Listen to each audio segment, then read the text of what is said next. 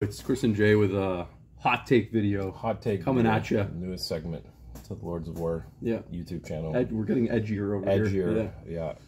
We're gonna dive into the brief history, and also we're gonna call it a reality check for those that are excited about the old world. The Warhammer, the old world. That's right.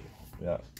So what's give us a quick history of Warhammer Fantasy Battles, like just 30 years of history from 40 years from 1983 or whatever. Yeah, for those of you who don't know, which are probably some people, basically, it's kind of the game or the product that I guess kind of made Games Workshop in a way, because they were making models for a long time already. Mm-hmm. And their first kind of stores were basically like our store, like your local gaming store, where they had like board games and D&D, and they also made models. And then eventually they figured out that D&D players they only need a few models, but people like buying and painting the models, so they developed a game to use lots of models. Fast forward 30 years and 8 editions, and right up until 2015.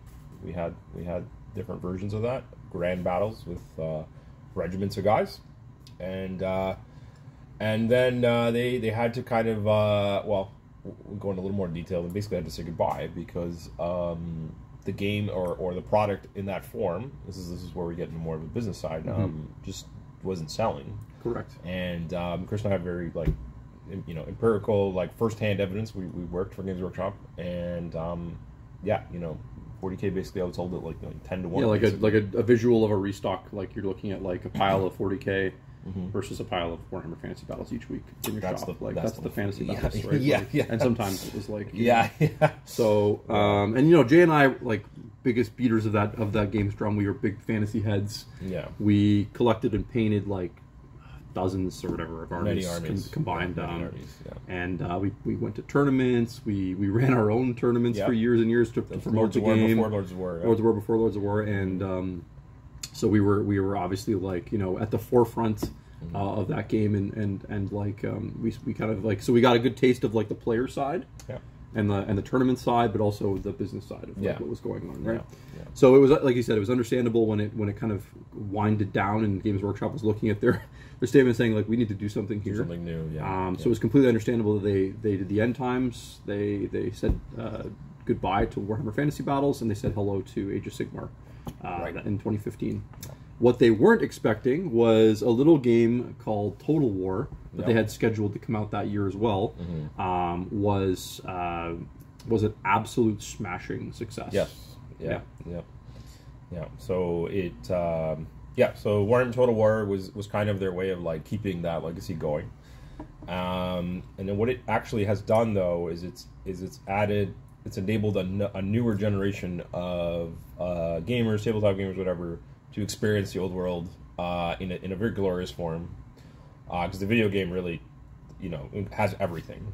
They went, Chris and I played the game for many hundreds of hours, played lots of campaigns, and it really does capture as much of the war game, the tabletop war game, as possible, or as much as you can without the miniatures. And so now you have a whole crop of people. So basically, imagine you have people that are early teens or young or too young to have I come across this very often here at the store now. It's basically weekly where I run into people that are big fans of Warhammer Fantasy but have never played the miniatures game. Yeah.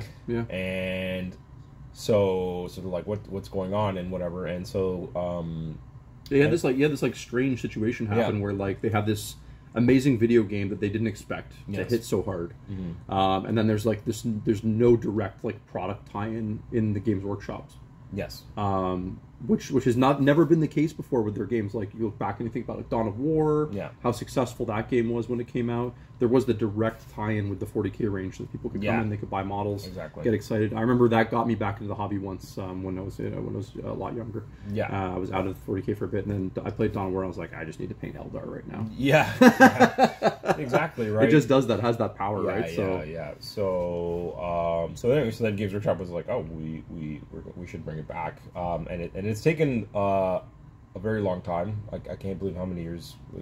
I feel like we've been talking about, thinking about the world for 4 So what was your initial take when it first got announced?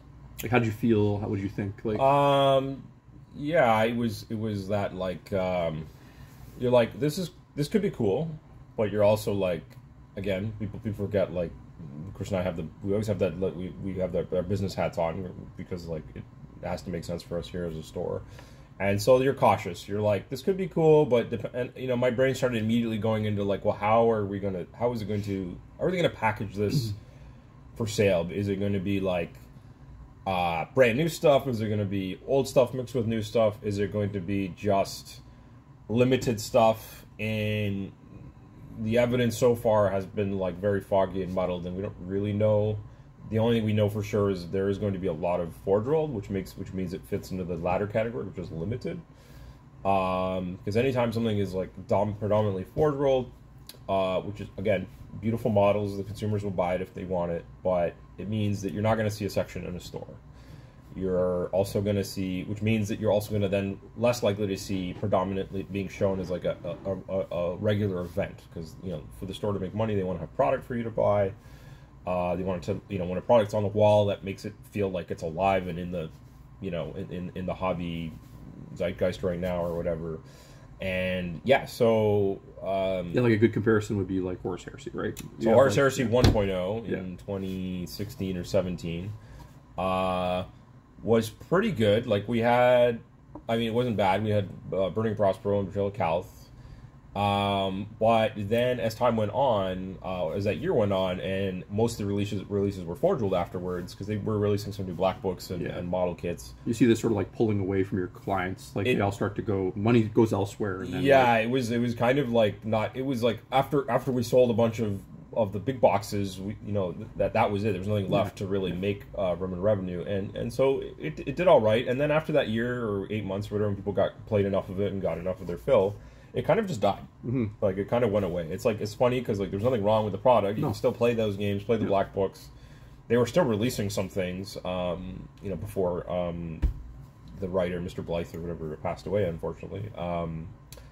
But then there was like a chasm, and then Horus Heresy 2.0 came out, and the reason it's like had a lasting success and is like features on the wall, and you see some events for it, is all the plastic they invested in.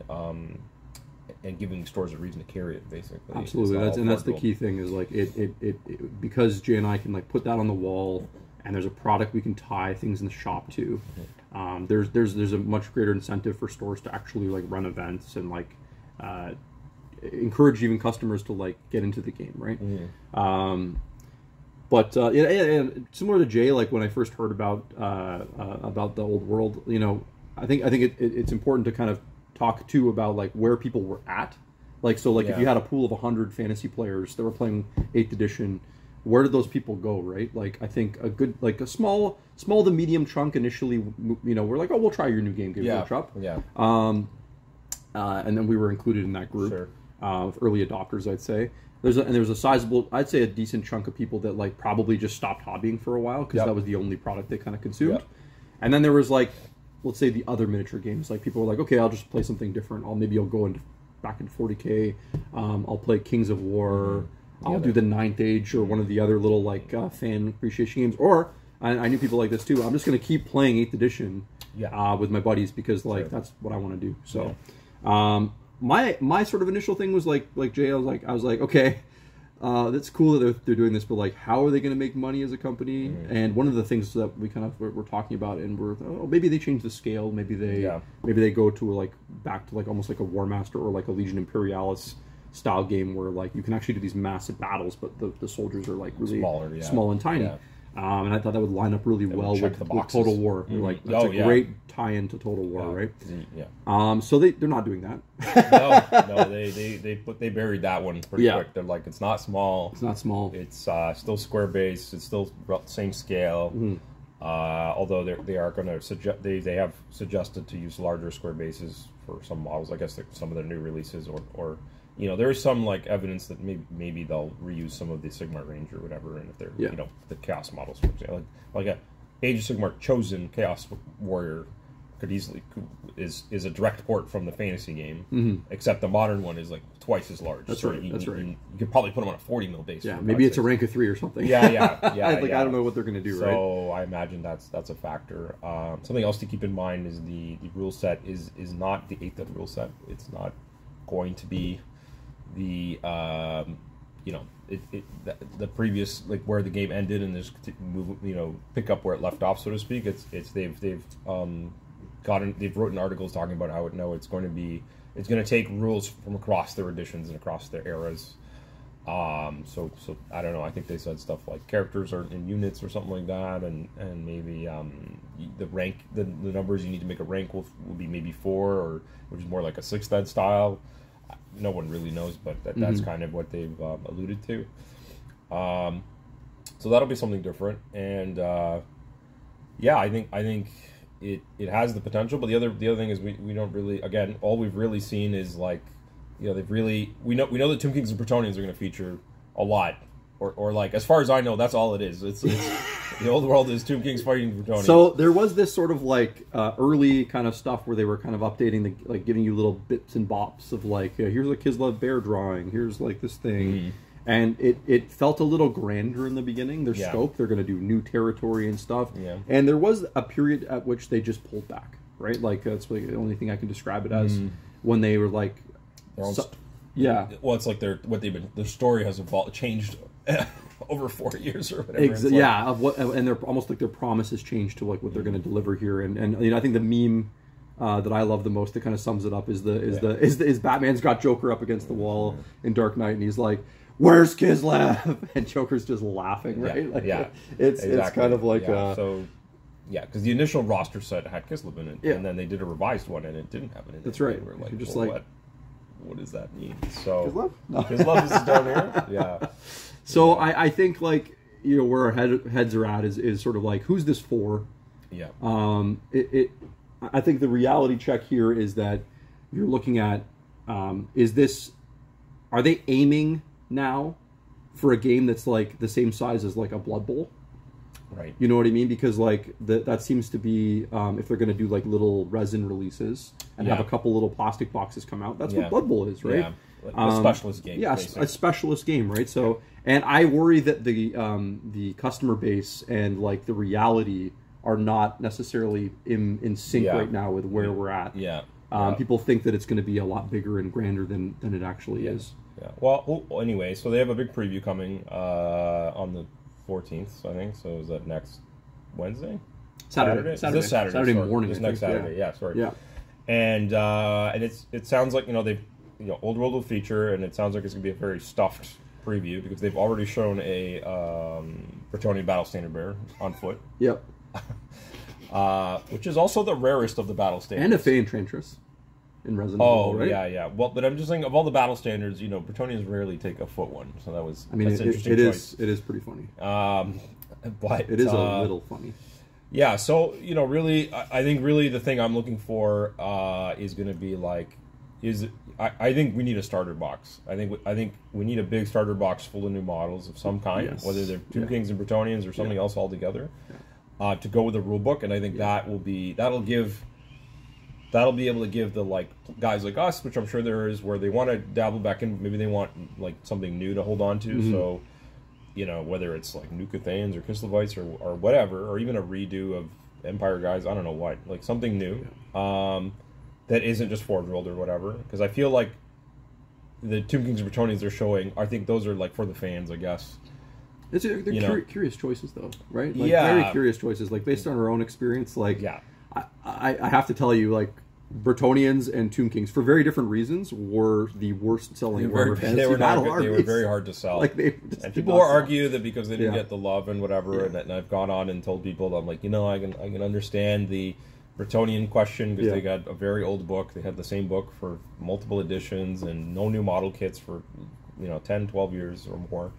The Tomb Kings had like several iterations where they got new models, or they had actually good rules when they were rehashed in 6th ed, because prior to that they were just undead.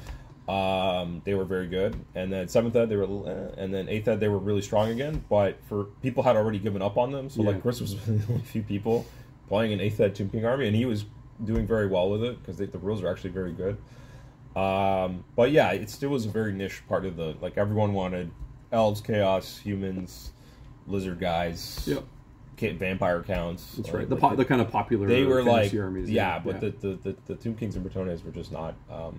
Just not very popular. You could still buy the kits, you could order them, but they were just, you rarely saw them. So, so it's interesting that they've centered all of their content on it, but it apparently gets clicks and likes. So I see a lot of extremely excited people when they buy those things. I mean, there's a lot of people asking if they can use their old models. That's, I mean, that's usually my biggest. So it's, you know, I hope to be proven wrong. Yes. I want this to succeed. I want to be excited, but I think the biggest thing is, like, I haven't seen any physical reason yet to be excited. Yeah. So I'm still waiting. So I'm hoping that this Saturday is that thing.